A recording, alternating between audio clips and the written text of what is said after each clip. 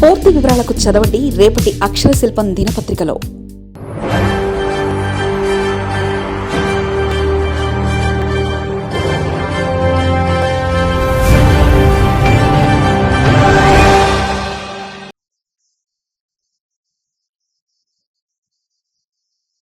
బాగున్నారా? హాయ్ నాన్న. ఎట్రా కంబుజీ నాన్న, ఎట్రా ఎట్రా.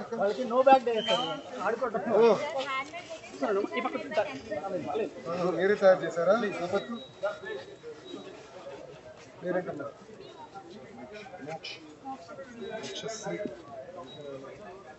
థ్యాంక్ యూ అమ్మా, nice of you. Thank you నాన్న. మీరేంటి నాన్న? బాగా చదువుతున్నారా? మంచి మార్కులు వస్తాయి కదా. మీరు తక్కువ వస్తే నా మార్కులు చేస్తారు ముఖ్యమంత్రి గారు. జాగ్రత్తగా తీసుకుంటే all the best. Thank you అమ్మా, ఉంటాను. నమస్కారం అమ్మా. నమస్కారం. బాగున్నారా?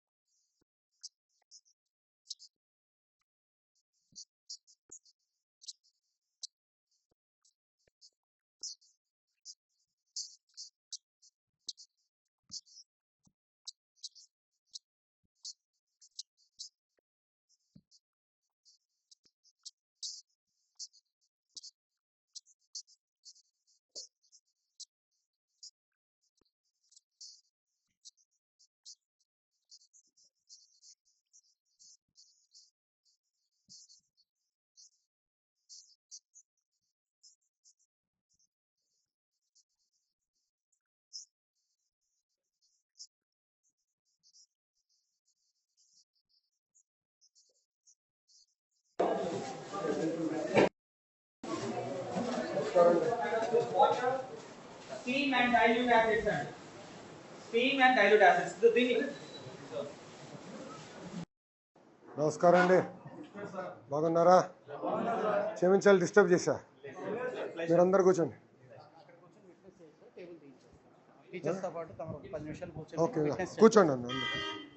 నమస్కారం అమ్మా. నమస్కారం. నమస్కారం అన్న. నమస్కారం అమ్మా. నమస్కారం.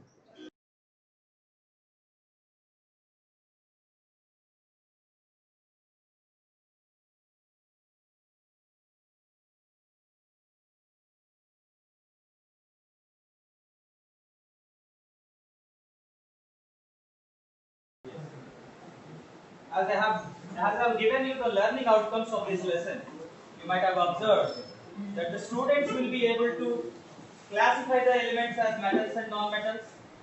They will be able to know the properties of the metals and non-metals.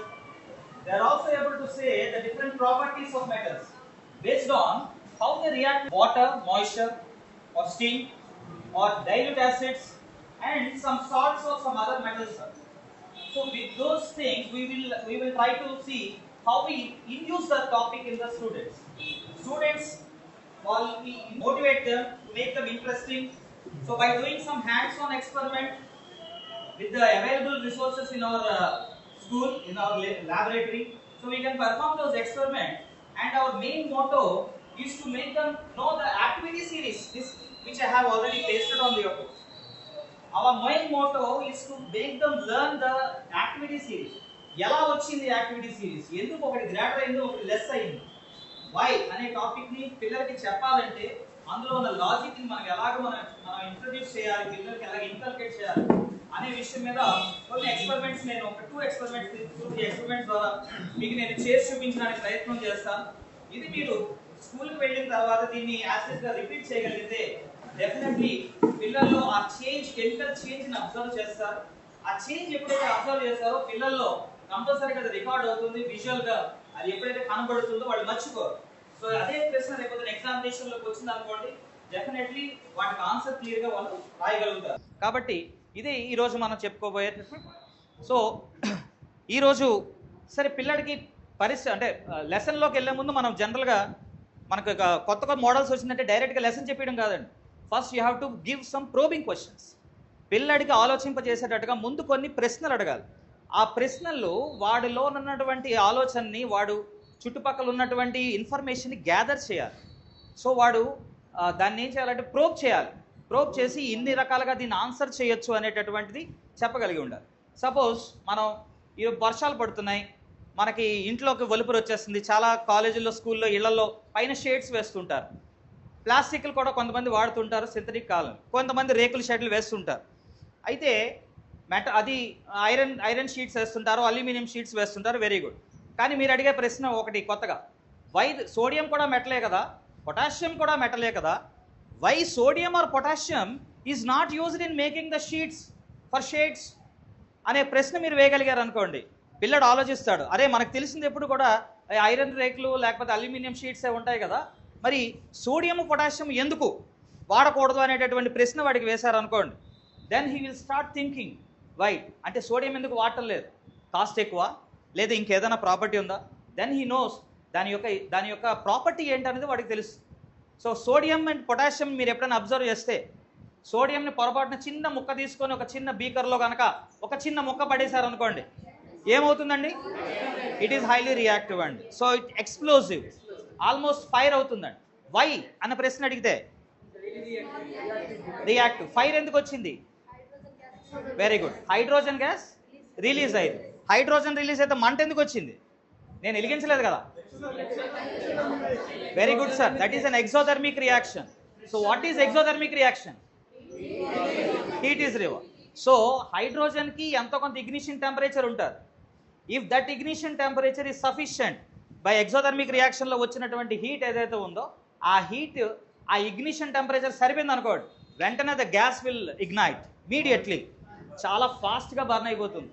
అంత ఫాస్ట్గా బర్న్ అయినప్పుడు ఆల్మోస్ట్ ఒక ఎక్స్ప్లోజివ్ లాగా మీకు కనబడుతుంది. సో పిల్లడు చెప్పాలి, ఒరే సోడియంతో కానీ పొటాషియంతో కానీ వేసామనుకో, నువ్వు వర్షం పడగానే వెంటనే పోతుంది. వర్షమే అవసరం లేదు, నీ గాల్లో ఉన్న తేమ చాలా రాక అయిపోతుంది. కాబట్టి అన్ని మెటల్స్ ఎస్. సో ఎక్కడ కూడా అంటే అన్ని మెటల్స్ అన్నిటికీ ఉపయోగపడవు. ఎందుకు ఉపయోగపడవు? దానికి ఒక యాక్టివిటీస్, దానికి ఒక రియాక్టివిటీ ఉంటుంది. ఆ రియాక్టివిటీ ఎలా చెప్తారు అనేటటువంటి ప్రశ్న పడుతుంది.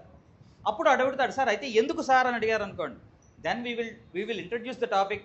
అరే do you know what happens when some water is added అని ఒక ప్రశ్న వేశారు అనుకోండి, దెన్ హీ విల్ సే ఏమో సార్ నాకు తెలియదు. సో మన దగ్గర ఉన్న చిన్న సోడియం మెటల్ కానీ ఒక టెస్ట్ ట్యూబ్లో తీసుకొని వేసి చూపించాలనుకోండి, బర్న్ అవుతుంది. అది ఎక్స్పెరిమెంట్ ల్యాబ్లో చేస్తే డేంజర్ అవుతుంది. కాబట్టి అలాంటి ఎక్స్పెరిమెంట్ని కొంచెం అవాయిడ్ చేస్తూ వీడియోస్ రూపంలో చూపిస్తే సరిపోతుంది. ఎందుకంటే అవి చాలా వైలెంట్గా రియాక్ట్ అవుతాయి. కాబట్టి మీరు ఆ పని చేయొచ్చు. అర్థమైందా? కొన్ని ఈజీగా రియాక్ట్ అయ్యే మెటీరియల్స్ ఏవైతే ఉన్నాయో మన దగ్గర, అల్యూమినియం కానీ, జింక్ కానీ, మెగ్నీషియం కానీ, వాటిని కనుక మీరు చూస్ చేసుకున్నారనుకోండి, అర్థమైందా? అప్పుడు మన ల్యాబ్లో ఒకవేళ ఈవెందో ఎగ్జోథర్మిక్ వచ్చి ఎనర్జీ ఎక్కువ రిలీజ్ అయినా కూడా మన చుట్టుపక్కల ఫైర్ క్యాచ్ చేయకుండా కూడా అది చాలా ఈజీగా మనకి చూడొచ్చు. ఓకేనా? So that is. అండ్ ఇంకొక ప్రశ్న వేయచ్చు. ఇప్పుడు ఫర్ ఎగ్జాంపుల్ యూ టేక్స్, మనం వాటర్ని స్టోర్ చేస్తాం. అందరూ ప్లాస్టిక్ వాడుతున్నారు ఇప్పుడు, okay. So plastic is dangerous అని అందరికీ తెలిసిపోయింది.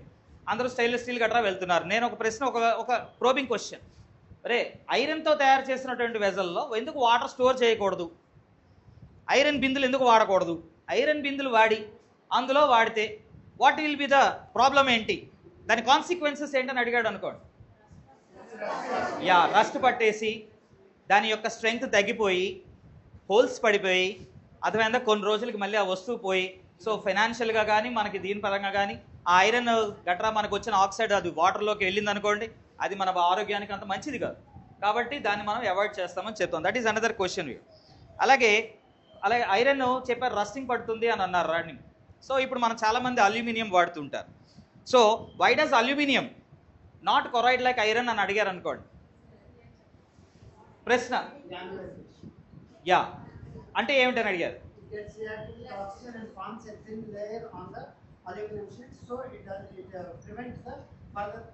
Yes, very good.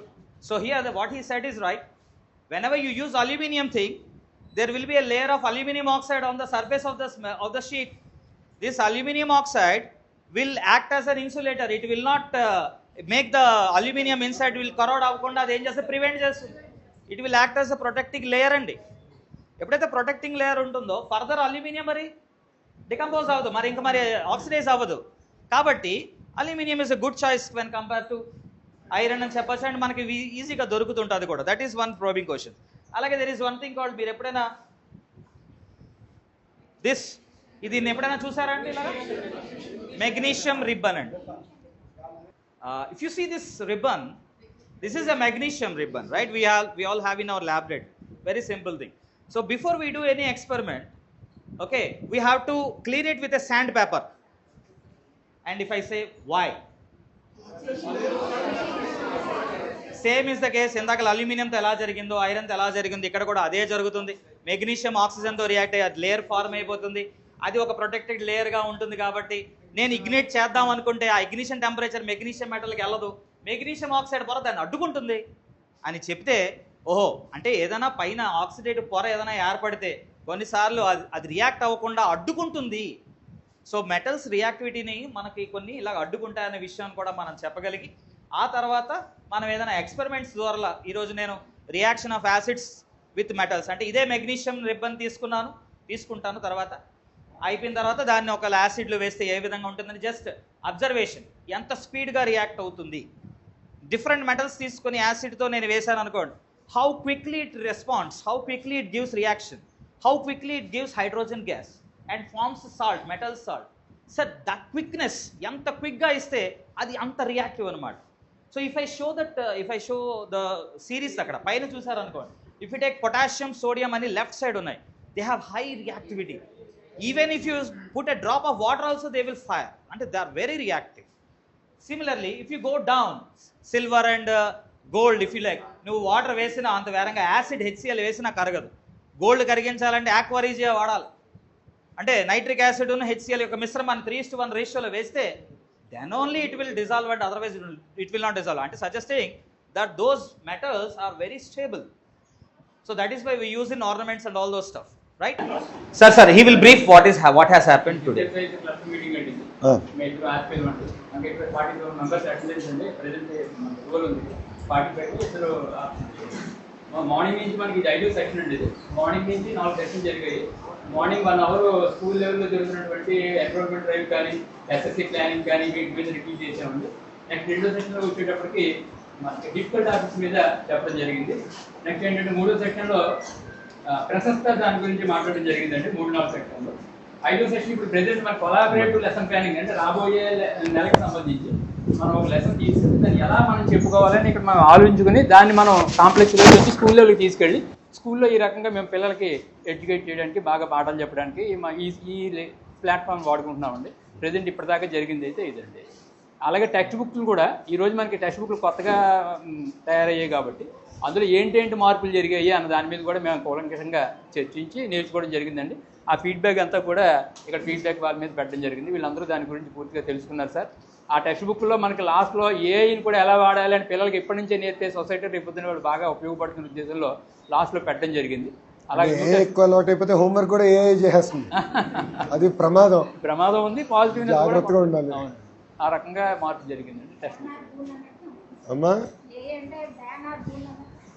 అంటే మంచికి వాడుకుంటే బోను, చెడుకు వాడుకుంటే అంతే అమ్మా. ఎనీథింగ్ ఇప్పుడు జీవితంలో anything use for good it is good, చెడుకు కూడా వాడచ్చు కదా. కొంచెం ముందరికి వస్తా. అందరూ చూస్తే చాలా ఆనందంగా ఉంది, ఎందుకంటే క్లస్టర్ మీటింగ్ నేను మొదటిసారి పాల్గొనడం జరుగుతుంది. ఎప్పుడు మేము రిఫార్మ్ తీసుకొద్దామనే ఆలోచనలో ఉన్నాం.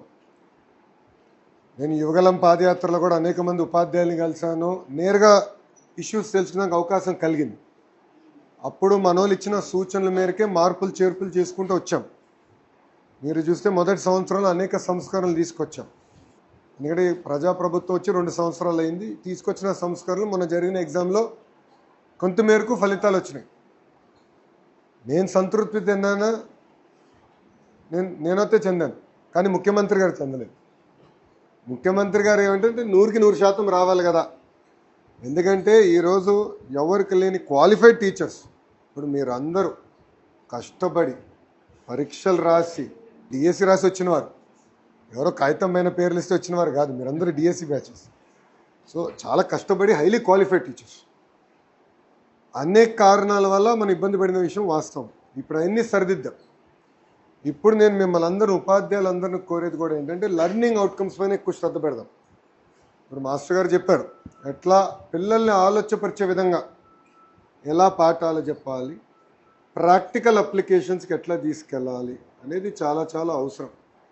సో అది మీరు ఎక్కువ శ్రద్ధ పెట్టాలి. రెండో విషయం, జనరేషన్ టు జనరేషన్ సెన్సిటివిటీ పెరిగిపోయింది. నేను స్కూల్కి వెళ్ళినప్పుడు స్కూల్లో నేను అల్లరి, మా టీచర్ గట్టిగా 2 పీకేది, నన్ను కొట్టేది. మా క్లాస్లో ఎగ్జాంపుల్ చేసాం కూడా నన్ను ఎక్కువ కొట్టేవారు. మేము ఇట్లా దులిపేసుకుని మళ్ళీ మేము పనిచేస్తున్నాం. కానీ ఇంక 2 తరం 3 తరాలు మారేగల ఏమైందంటే సెన్సిటివిటీ పెరిగింది. పిల్లలు కూడా మారుతున్నారు. అది మనం అర్థం చేసుకోవాల్సిన అవసరం ఉంది. ఎందుకంటే మేము గతంలో ఇట్లనే చేసాం కనుక అదేం పనిచేస్తాం కాదు. ఇప్పుడు పిల్లలు కూడా ఏంటంటే ఇప్పుడు ఏఐ అనండి, వేరే మార్గాలు అనుకోండి, పిల్లలు కూడా ఆలోచన మారింది. వాళ్ళు మనం తిప్పి వాళ్ళ డౌట్స్ అడిగే పరిస్థితి వచ్చింది. అది రావాలి. మాకు ఇంట్లో ఒకప్పుడు చెప్పేవారు ఉపాధ్యాయులు ఏం మాట్లాడొద్దు, ఏం ప్రశ్న అడగద్దని. ఇప్పుడు అది వర్తించదమ్మా. పిల్లలు అడుగుతారు, పిల్లలు మనకి క్విజ్ చేస్తాడు. ఎందుకు మా ఇంట్లో మావాడే నన్ను అడుగుతాడు, నన్నే క్రాస్ క్వశ్చనింగ్ చేస్తాడు. మావాడు జెన్ ఆల్ఫా, జెన్జీ గురించి అడిగితే వాడికి అభిప్రాయం ఉంది జెన్జీ పైన కూడా. అంటే వాళ్ళకి అంత అవగాహన ఉంది. నేను అదే నవ్వుకున్నా, వాడు వయసు నాకేం తెలుసు, క్రికెట్ ఆడతాం, వర్షాలు ఎప్పుడు పడితే చూస్తే స్కూల్లో కొట్టొచ్చని ఆలోచన ఉండేది. ఆ తరం మేము, ఈ తరం వచ్చి నెక్స్ట్ లెవెల్కి వెళ్ళాం. సో మారుతున్న తరుణంలో పిల్లల్ని కూడా బాగా మోటివేట్ చేయాలన్న. మీతో అండగా ప్రభుత్వం ఉంటుంది. One thing please be very clear, ఏ సమస్య ఉన్నా ఎవ్రీ ఫ్రైడే మీరు ఎక్కువ ఇక్కడ కలుస్తున్నారు, మీ తరపున వాళ్ళు వచ్చి కూడా ఎవ్రీ ఫ్రైడే కమిషనర్ గారిని కలుస్తున్నారు. Any issues are there, we're resolving it. Continuous process. కొత్త తీసుకొస్తాం, కొత్త సమస్య వస్తున్నాయి, అవి మేము చూసుకుంటాం. అది మా బాధ్యత. నేను మిమ్మల్ని కోరేది లెర్నింగ్ అవుట్కమ్స్ చూపించండి అమ్మ. That is the hall mark of a good school. నేను అదే ఇప్పుడు మా టీంకి చెప్తా ఉన్నాను. నేను భారతీయ విద్యా భవన్కి వెళ్ళా. భారతీయ విద్యా భవన్లో మా తర్వాత క్యాంపస్ ఐ థింక్ 8th క్లాస్లో క్యాంపస్ 8th క్లాస్ వరకు ఇంత ఇన్ఫ్రాస్ట్రక్చర్ కూడా మాకు లేదండి. ఇంత ఇన్ఫ్రాస్ట్రక్చర్ కూడా లేదు. కరెక్ట్గా 3 అడుగుల వరకు గోడ ఉండేది, కేన్ కట్టేవారు, పైన రేకుల షెడ్ ఉంది. సో ఇన్ఫ్రాస్ట్రక్చర్ పర్ఫెక్ట్ అయిందని నేను అన్ను. డెఫినెట్గా ఇంకా ఖర్చు పెట్టాలి, కానీ ముందరికి ఇప్పటికీ చాలా మెరుగుపరిచాం. ఇన్వెస్ట్మెంట్స్ అవుతున్నాయి, ఇంకా చేస్తాం. హై స్కూల్స్ పైన పెడుతున్నాం, సిఎస్ఆర్ డబ్బులు తీసుకొస్తున్నాం, రాష్ట్ర ప్రభుత్వ నిధులు జోడిస్తాం, ఇంకా చేస్తాం. అది హార్డ్వేర్తోనే సమస్య పరిష్కారం. అది సాఫ్ట్వేర్ చాలా చాలా ముఖ్యం. అది మీరు చాలా కీలకమైన పాత్ర వహిస్తున్నారు. సో అందుకే పిల్లలు ఆలోచించే విధంగా క్రిటికల్ అనలిటికల్ థింకింగ్ వచ్చే విధంగా దయచేసి మోటివేట్ చేయండి. నంబర్ 1. రెండోది, పిల్లల్లో రెసిలియన్స్ పెంచాలమ్మా. ఫెయిల్ అన్న పదం తట్టుకోలేకపోతున్నారు ఈ తరం. అందుకే ఎక్కడికి వెళ్ళినా ఫెయిల్ అంటే ఫస్ట్ అటెంప్ట్ ఇన్ లెర్నింగ్ అంటున్నారు. First attempt in learning. ఇప్పుడు నేను కూడా 2019లో ఓడిపోయినవాడు. మొదటిసారి పోటీ చేసి ఓడిపోయా.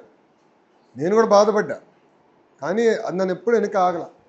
నాలో కసి పెంచింది. 80% పోరాడాలి, అక్కడ నిలబడాలి, గెలవాలని తాపత్రయం నాలో వచ్చింది. ఆ కసి రావాలి. అది పిల్లలకి మీరు కూడా మోటివేట్ చేయాలి. ఎందుకంటే మనకు వచ్చే పిల్లలు కూడా డిఫరెంట్ బ్యాక్గ్రౌండ్స్ నుంచి వస్తారు. చాలామంది బ్రోకన్ హౌస్ హోల్డ్స్ నుంచి వస్తారు. ఆల్కహాలిక్ ఫాదర్ ఉండొచ్చు. నేను ఒక ప్రభుత్వ జూనియర్ కళాశాలకు వెళ్తే పాపతో అప్పుడే మేము మధ్యాహ్నం భోజనం పెట్టాం. ఈ ప్రభుత్వం, మన ప్రభుత్వం వచ్చిన ఆ చెల్లి చెప్తే బాధ వేసింది. తల్లిదండ్రులు చిన్న వయసులో చనిపోయారు. అమ్మమ్మ దగ్గర పెరుగుతుంది. అమ్మమ్మ రోజు కృష్ణా బ్యారేజ్కి వెళ్ళి చేపలు పట్టి తీసుకొస్తేనే ఈమెకు భోజనం. మనం ఏమనుకుంటాం, ఓకే మధ్యాహ్న భోజనం మంచి పథకం అనుకుంటాం, కానీ అది ఆ పాపదే చిన్న తర్వాత నాకు అనిపించింది, ఏం చేస్తున్నాం మనం అందరం.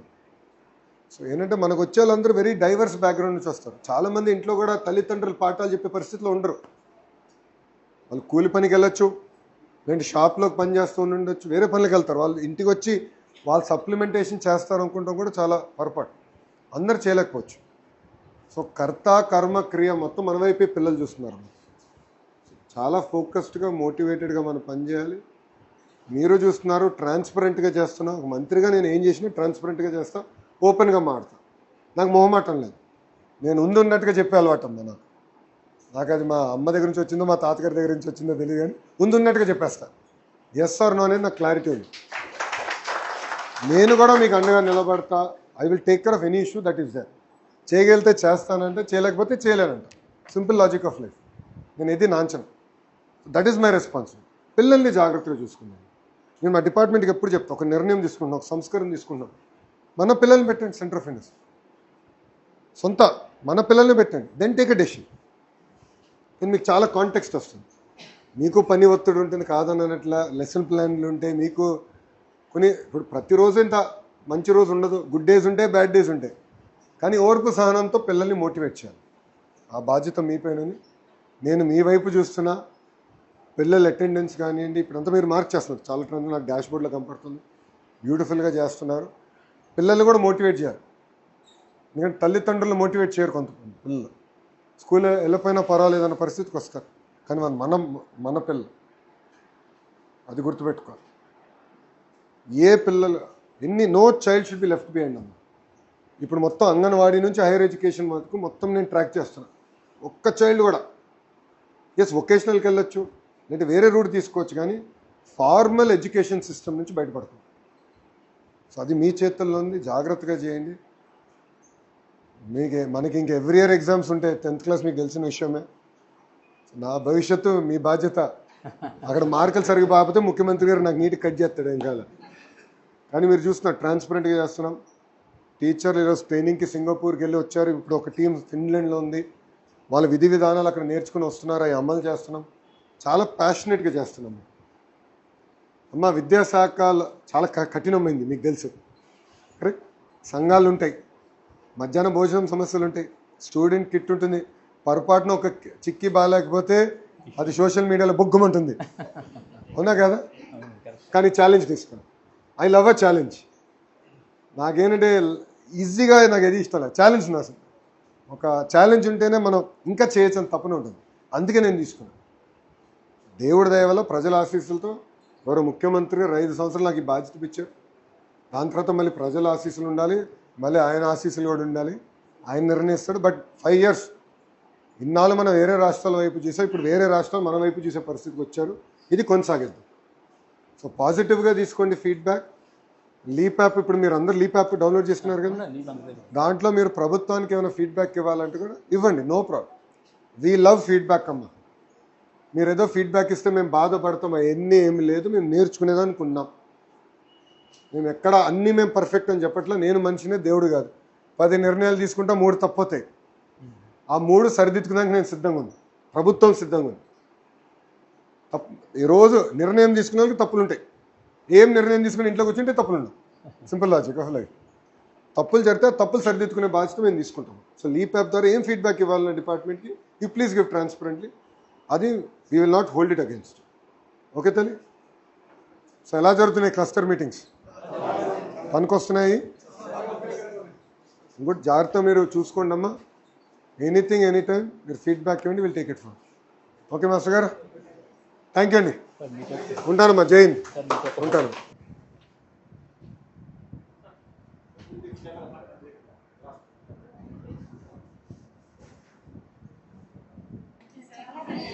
తల్లి ఉంటానమ్మా, వెళ్ళొస్తానమ్మా తల్లి. ఉంటాను. థ్యాంక్ యూ అమ్మా. ఉంటానమ్మా. థ్యాంక్ యూ అమ్మా. మాస్టర్ గారు ఉంటాను. థ్యాంక్ యూ అమ్మా. ఉంటానమ్మా. థ్యాంక్ యూ అమ్మా. ఉంటాను. గుడ్. 24 good good. ఇప్పుడు మన ప్రభుత్వం వచ్చినప్పుడు నవంబర్లో పెట్టినట్టు, బుడమేరు ఫ్లడ్స్ వల్ల సెప్టెంబర్లో పెట్టలేక నవంబర్లో పెట్టి. ఇప్పుడు ఆల్ ది బెస్ట్ సార్. కలుస్తా. థ్యాంక్ యూ అమ్మా. ఉంటాను. నమస్కారం. నమస్కారం. నమ్మ తల్లి బాగున్నారా? కూర్చోండమ్మా. బాగున్నారా? నమస్కారం. కెమిస్ట్రీలో ఉండి ఇప్పటివరకు. ఇది బయాలజీ, అటు కెమిస్ట్రీలో ఉన్నాను అంటున్నా. నమస్కారం అమ్మా. కూర్చోండమ్మా. నమస్కారం. ఏమైంది? అయ్యో జాగ్రత్త. చూపించుకున్నారా? చాలా జాగ్రత్తగా ఉండాలి. ఒక్కసారి బ్యాక్ పెయిన్ వస్తే మళ్ళీ జీవితాంతం ఇబ్బంది పడతాం. జాగ్రత్తమ్మా. కూర్చోండి. నమస్కారం అమ్మా. కూర్చోమ్మా. కూర్చో.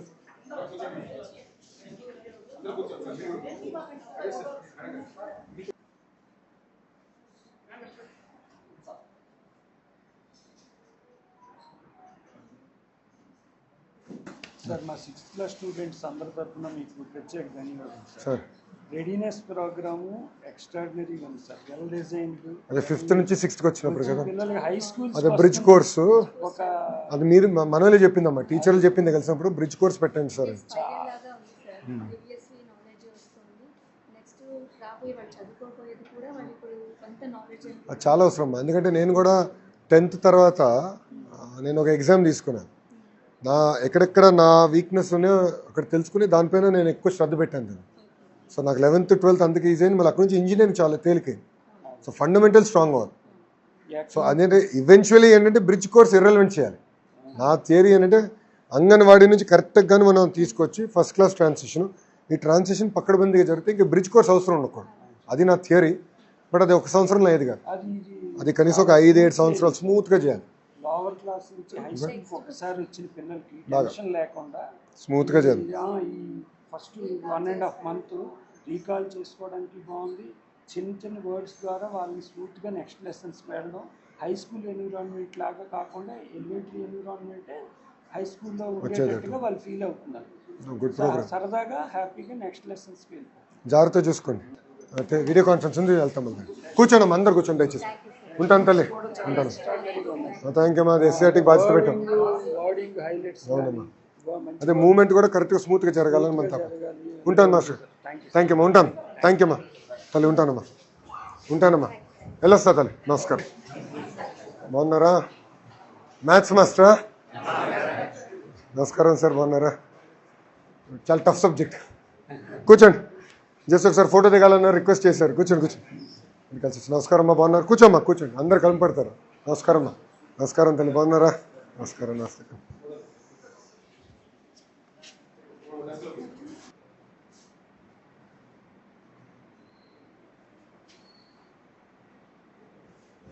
థ్యాంక్ యూ అమ్మా. కూర్చోండి దయచేసి, అందరు కూర్చోండి. కూర్చోండి మాస్టర్. ఏమన్నా పనికి వస్తున్నాయా క్లస్టర్ మీటింగ్లు? కూర్చోమ్మా దయచేసి, అందరు కూర్చోండి. ఏమన్నా నేర్చుకుంటున్నారా? ఎవ్రీ క్లస్టర్ మీటింగ్ వచ్చేప్పుడు కొత్తది ఏం నేర్పిస్తున్నారా? పనికి వస్తుందా? ఆల్ ది బెస్ట్ అమ్మా. జాగ్రత్త చూసుకోండి. పిల్లల్ని తీర్చిదిద్దాం మన బాధ్యత.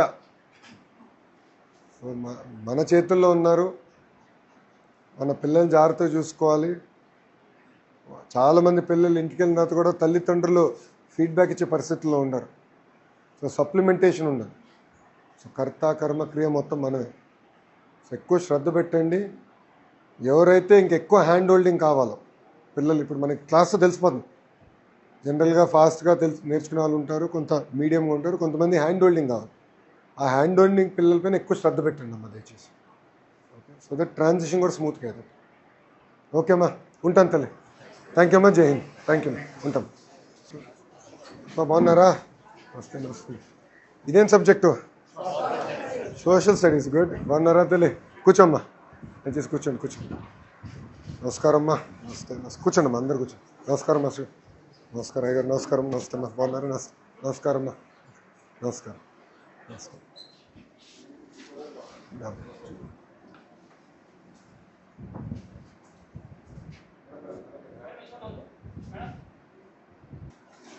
సో వ్యవసాయం గురించి నేర్పిస్తున్నారా? కూర్చోండి కూర్చోండి.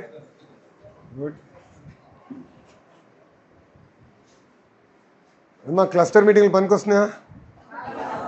ఇప్పుడమ్మా జాగ్రత్తగా చూసుకోండి, పిల్లల్ని జాగ్రత్తగా చూసుకోండి. ఆల్ ది బెస్ట్ అమ్మా. ఉంటాను తల్లి, వెళ్ళొస్తాం. థ్యాంక్ యూ అమ్మా. Thank you. మరిన్ని కథనాల కోసం సబ్స్క్రైబ్ చేసుకోండి మీ అక్షర శిల్పం. పూర్తి వివరాలకు చదవండి రేపటి అక్షర శిల్పం దినపత్రికలో.